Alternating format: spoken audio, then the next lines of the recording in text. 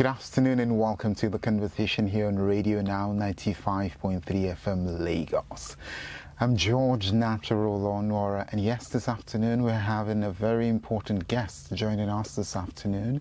His name is Bisi Alimi, and he's joining us to discuss the issue of the US elections, the outcome and the implications for Nigeria and the entirety of sub-Saharan Africa and the third world at large. Hello and welcome to the program today. Thank you for having me. It's a pleasure to have you join us. Now, let's begin by your reaction to the going on at this point in time. Obviously, everywhere in the news is Donald Trump is leading, and so I don't know. How do you feel about it, first of all? Let's start with that. I personally think that I'm a bit disconnected from the American political show business in of itself. So for me, it isn't really something that I worried myself about. I remember the first election of Barack Obama. I was up all night following the news, following the report, because for me it was quite pivotal. That was the first time a black man would become the president of the United States of America. And the second time when Hillary was contesting against Trump, I was quite excited and invested in that. Yeah, exactly. But I think at some point I realized that American democracy is American democracy. And it's very important, as somebody who believes in the principle of democracy, to respect the wishes of the people. And if the people want Trump, if the American people want Trump, American people get Trump. I don't have an American passport. I am not really angry or upset about what it is. But I'm not blinded by the reality that there will be a shift in global politics, in global policies. And I think for me, that is where I am looking at how will this second coming of Trump, what impact will it have on the business that he didn't finish the first time? Now, it's interesting that you actually have begun to raise the issue of his coming, his second coming, and the impact it's going to have. And interestingly, that's where the conversation is going to dwell on.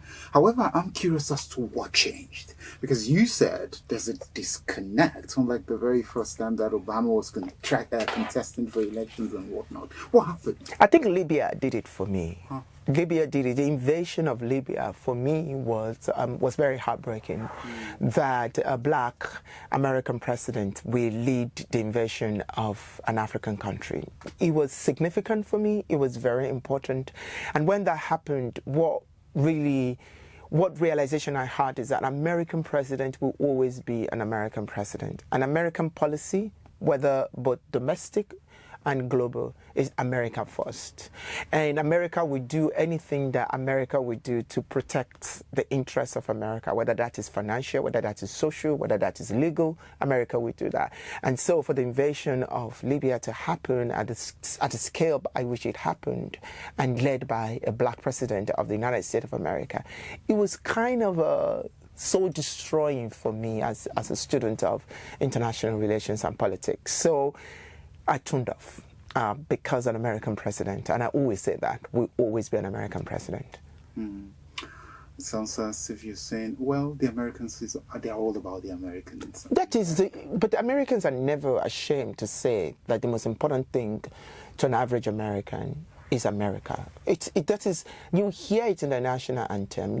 They're one of the countries in the world that have got flags in front of their homes. They're one of the people that take pride in their red, blue, and white. There's this sense of nationalism. I don't want to call it patriotism because patriotism is completely another conversation.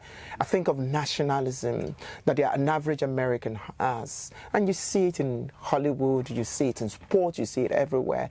So it's not something exceptional that I'm saying that to an average America is first. Even in their aid giving, in their charity sector, it is always centered around America, the good guy. Do you really think this is why Donald Trump seems to be rather popular with quite a lot of people? Of course, his popularity, some will argue, is obvious that he's leading right now. In fact, the president of Nigeria, Bola Tinubu, has also congratulated him, right? But again, do you think this is why his popularity is getting him second time in office? No, I think we need to if we look at on the surface and we say popularity, I don't think we're doing justice to what is happening in the United States. The popularity of the American philosophy. No, it isn't. It isn't, because at the core of American presidency, or the core of American culture, I live in Europe and I understand this, and I understand the influence of American culture, American politics, and American ideologies on the impact that is having across Europe now, because now Europe is now electing right-wing politicians. The election of Trump is steeped in racism, in misogyny. You will notice that this is the third time, I think, he's contesting for the presidency. And every time he has won, Trump has won against a woman. It doesn't matter the color of the skin of that woman. It shows us one thing. America, that is the bedrock of modern democracy, of equality, of equity, of diversity. America that invested huge amount of money, huge amount of policy. It's part of their soft power to be seen as this land of dream comes true. We never allow a woman to rule it. And it doesn't matter where that woman comes from. You do not think it's a coincidence, per se? It is not a coincidence. It's part of the fabrics of the Americans. Because when you look at the history of America and you look at the era of the Puritans, it's very clear. And even in Donald Trump's campaign and his Vice President, J.D. Vance, the kind of words that he used to describe women and the place of women in the society says a lot about the views of an average American. And also, don't also forget that this is an election that is built on religion, on faith, and on Christianity.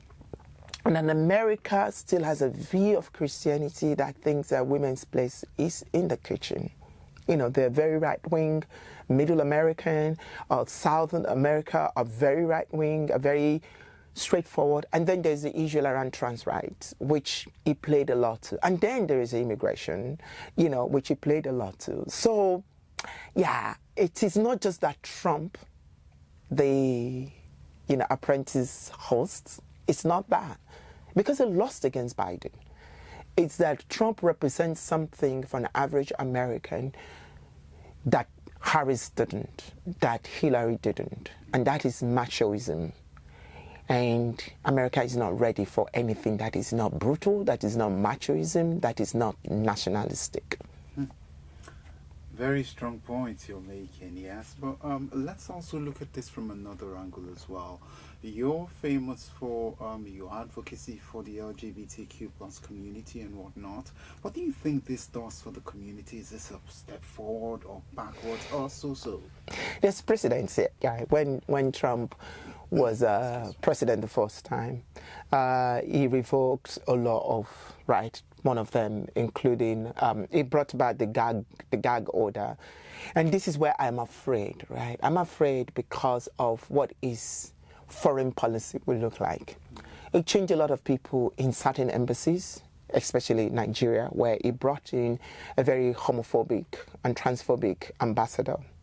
It changed the Supreme Court and filled it up with, I need to respect American politics. I know I use words that I'm not proud of. But he packed it up with a group of people that I can't use very kind words to describe. And what happens is the first thing we saw was Roe v. Wade went out of the door. Abortion issue became a big thing. It took away that right of women and control over their body. Now we allow states to be able to talk about revoking the right of same-sex couples to get married. And then there was also the issue around bringing your partner, if you're an American citizen, when can you bring your partner, if you're in a same-sex marriage, to the United States, get married, and that partner becomes a citizen of the United States. I think what we are going to see this time is the very nasty Donald Trump. And it's because he knows he doesn't have a second chance, a third chance at the presidency of the United States. After 4 years, it's going to be gone, and it's going to be gone forever. Maybe J.D. Vance will come around, and continue the legacy of Trump, or maybe one of his sons will come up and continue that legacy. He's also touting the idea of probably a third time and what. No, America will never allow that. No matter how illogical Americans are, their democracy is important to them. And I do not, for the life of me, think America will allow that to happen. Now, so what does this mean for LGBT rights? It means that let me take a step back. The Democrat has done something fantastic, and that is in the person of Biden. They have institutionalized some laws using the presidency right to make sure that this are enshrined in American Constitution, so you can't take them out. One of them is same-sex marriage. So that is, to an extent, is protected. And that was one of their biggest regrets, that they didn't protect Roe v. Wade. Because if they have done that, then the Supreme Court would not have been able to revoke that. But I think that what's going to happen is around immigration. So if you're an American, you want to marry a non-American, that's going to be very, very difficult. There are still Obamacare that a lot of same-sex couples enjoy. That is going to go. I think the biggest issue would be American foreign policy on LGBT rights. I think it's going to suffer a lot. The investment, the money that is put into it is going to go. I think it's going to be a very, very cloudy, dark, miserable 4 years of Donald Trump as the president of the United States of America for LGBT rights, especially trans people. Interesting. I'm curious. I'm just going to build off of what you just said, right? What about the minorities aside the LGBTQs? You know, people of other, nationalities who have come to the US or who are even looking to move to the US. How do you think this is going to happen? Because when he was in power the very first time, he kept talking about, hey, look, build walls, do this, do that. How do you think this is going to happen? Or do you think he's probably become, in quote, born again? No, you see, this is the thing about American politics that a lot of people, on Instagram today, I've seen a lot of Nigerians jubilating about the election the prospect, because it's not yet cleared. So the prospect of Trump becoming the president of the United States of America again, and people are like, oh yeah, Trump is coming. We shouldn't forget that the birthright policy of America, it was about to take it away. And what does that mean? And Nigerians were the one that benefited from this a lot. So Nigerians will get pregnant and will rush to the US and give birth. And when you give birth, any child that is born on the soil of the United States of America is an American citizen. They don't care where your parents from. They don't care the status of your parents. That's why we have the Dreamers. They don't care the status of your parents. If you're born on the soil of the United States of America, you are an American citizen. He was going to take that away. He was toying with that. And what is even more dangerous now is that the Republicans are now in control of the Senate as of this morning. So which means that he now has power to be able to do this. We don't know what's going to happen to Congress. And if that happens, that Republicans now get in control of Congress, get in control of Senate, and get in control of the White House, I think everybody can just pack their bag and go home for the next 4 years. Because I'm not sure if I'm allowed to swear on screen, but shit is about to hit the ground.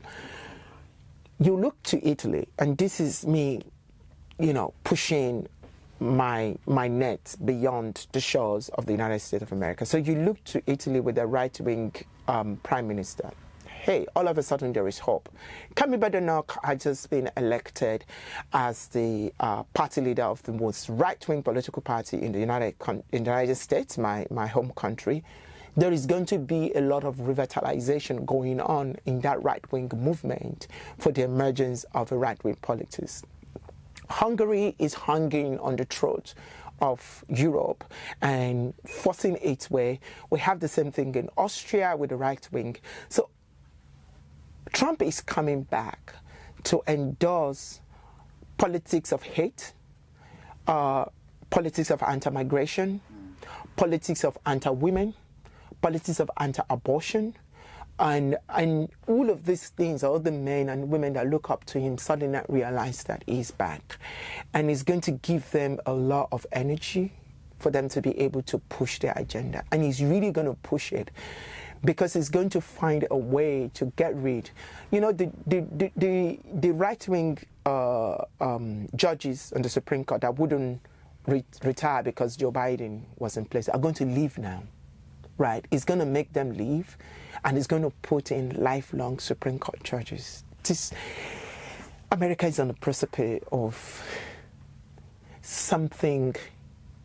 You know, when you watch a very dark horror film, Americans are like those people that stay in their room and they can see the person that's coming to kill them, and instead of running or calling the police, they are trying to, like, you know, play dumb. They have elected Trump. They have a right to the president that they wanted. I don't think the world should mourn, but the world should be on its guard, even more so, especially when it comes to Israel.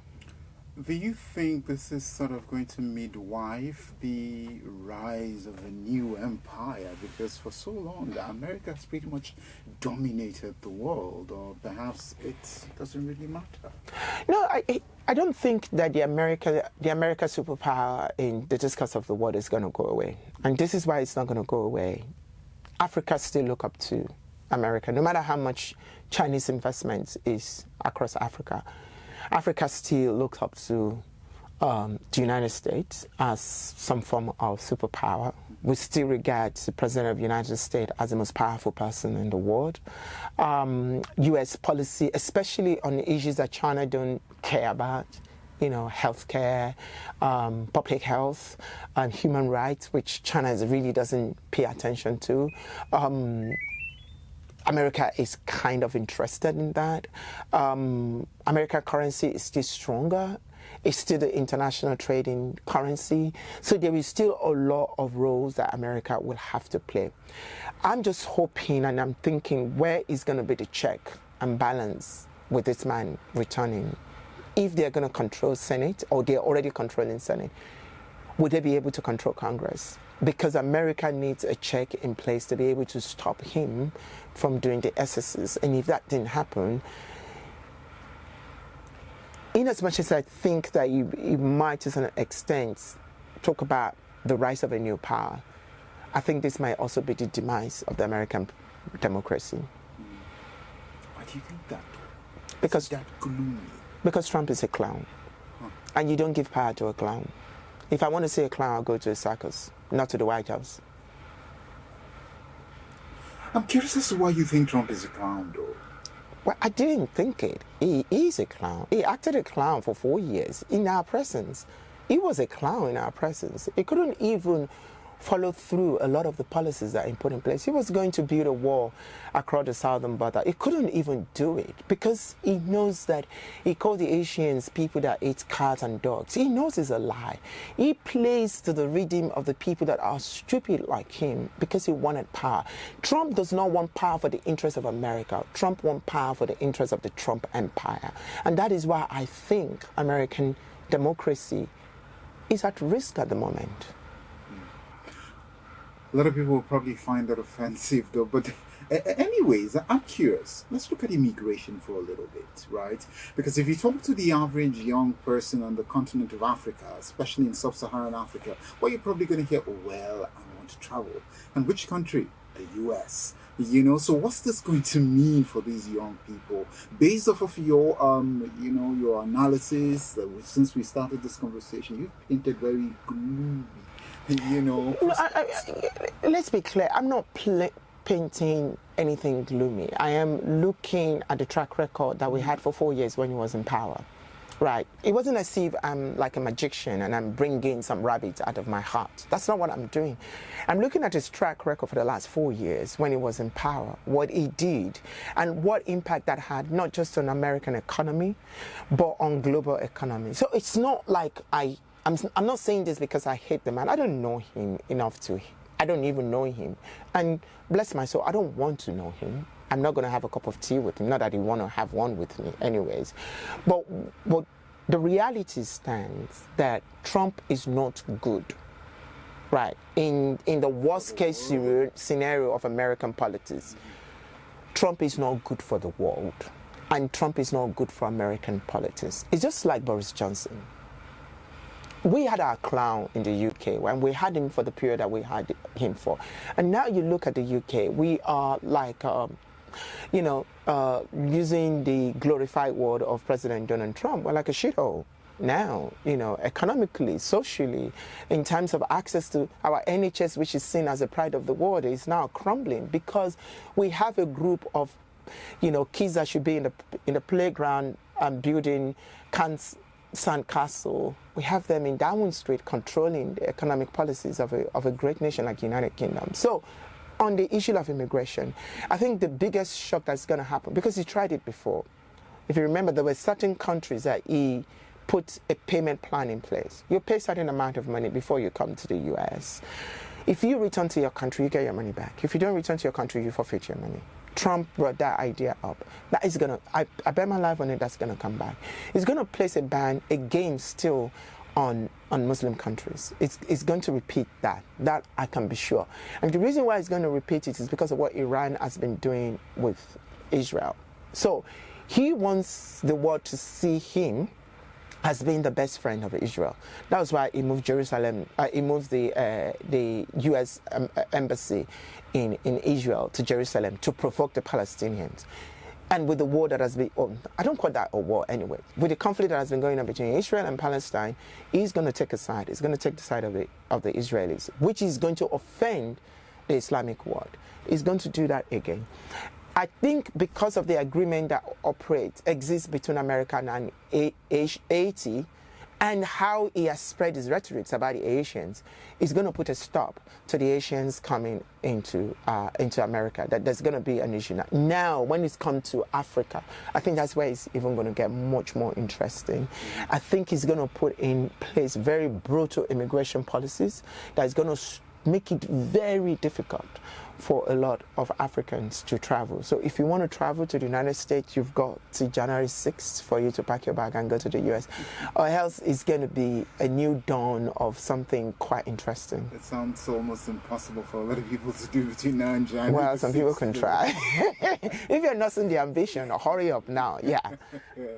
Interesting, absolutely interesting. But then let's circle back to a conversation we already started before and look at it from maybe a little different perspective. Yeah.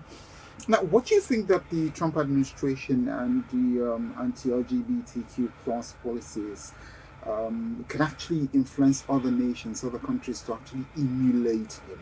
And his policies towards people in the community? Yeah, again, you can look at track records, and the track record is there. Orban of Hungary started all this brouhaha about LGBT rights because it got the energy from a Trump government. And the same with Putin. And again, one of the things that we've not talked about now is how this is going to affect the Ukraine-Russia war. Absolutely, I was going to come to that. That is a very, very interesting thing that we're not watching out. Ukraine has been able to hold its ground against Russia. Is that going to fall away? But we'll come to that. So, like, for example, there's going to be a lot of investment in evangelical movements from the US. We know the influence that they have across Africa. So that's really going to take its place. We can talk about the gag order that Trump brought in the first time. Biden got away. Now Trump is going to bring it back. So if people don't understand what the gag order is, it's just around reproductive health. So you can't have access to reproductive health. So something that as small as condom, you can actually have access to, not to talk of, not to talk of tampons, or all of the things that women need to stop them from getting pregnant. Abortion is going to be a very big thing. So a lot of American services that provide abortion internationally, we have to now change their policies on access to abortion. And that means that abortion, and don't forget that in emerging markets, so on the continent of Africa, for example, a lot of our healthcare are driven by American money. And they're through charities and through religious institutions. So if it comes in, all of this will have to change.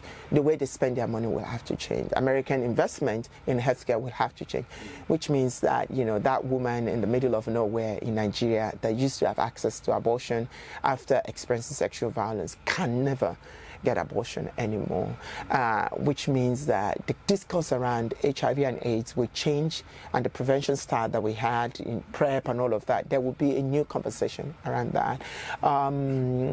So these are quite like enormous in this, and it's not me. This is not me trying to create a gloomy atmosphere for Trump. No, I'm speaking on his track record for the past 4 years when he had in office, and as someone that has worked in international health, international NGO space for more than 15 years, I know how different American politics and precedents change the way that healthcare and health services are delivered in countries that depend on them. And so when it comes to LGBT rights, there's really going to be a lot of influence from countries who are, thinking of where do we stand on this issue, being very vocal, very open about their hatred. And I mean, people are on my page telling me, in your face, Trump is now president. This is somebody that lives in the middle of Ikorodu that does not even have electricity, but that's a completely different conversation to be had. So there is this, if it's energizing local heroes that nobody knows to think that suddenly there's going to be a change, you can imagine the impact that is doing for people that holds power and have influence on policies. Now, as we begin to round off the conversation, let's go to the parts that we have actually left for last. I'm curious, Ukraine-Russia war. Now, Trump is threatening to pull funds from Ukraine. How do you think this is going to impact the war on Ukraine? And not just the war in Ukraine, but also the people who are the fundamental, shall I say, victims in the whole conflict that's been going on for a while. I mean, by now, Zelensky is shitting himself in his pants. Zelensky has said very, very horrible things about Trump. He's either in his emergency room now writing, "I am very sorry, Daddy" letter and asking for apology, or he's going to announce that he's stepping down as the president of Ukraine. He has no choice. Ukraine is going to lose this war because we know the infatuation that Trump has for Putin. There is this kind of idolation that Trump has for Putin, and that is going to be the order of the day. He's going to pull that money, but it's not just for Ukraine. It's about what it means for the EU. And yesterday I was following the news and I was reading an article that if Trump wins, UK will have to go back and join the EU. It has no choice because Putin is going to be the next Hitler. He's not going to stop with Ukraine if his big daddy gets back into power. Already Finland is on his horizon, and he's going to find his way to get into Europe. He's going to find his way to destabilize Europe, and if he's able to destabilize Europe, Europe cannot hold itself without the UK. And if the UK does not go back, and that was why UK was smart to sign the security bill agreement with the EU. If UK is not very careful and is still very arrogant about wanting to leave the EU, and instead of joining the EU and trying to protect the interests of the continent, Putin will continue to take countries like he did with Crimea. Is going to take Ukraine, and who knows next. So there is a lot of politics that is going on here. And even in the bigger scheme, the second biggest funder of economic development on the continent of Africa is Europe. If Europe disintegrates, I don't think Africa has hope. That's a dark place to leave it at. But we're hoping this never ever gets to that position. It's the worst case scenario. It's the worst case scenario. The boogeyman can come out and be Santa Claus. Who knows? Well, yeah. Well, let's see how it goes. Exactly. But it's been a very impressive and excellent pleasure talking to you this afternoon. Same here. Thank you for having me. Pleasure. Yeah. And that's our conversation this afternoon. We've been talking to Bisi Alimi, who is an advocate and the founder of the Bisi Alimi Foundation. Yes, we've been speaking about the implications of the second coming of Donald Trump as the President of the United States of America. And yes, you can join us on social media. On Facebook, it's www.facebook.com/thisisradionow. And on all other socials, it is at Radio Now 953 FM. Do well to watch, share, like, so other people can learn and be informed.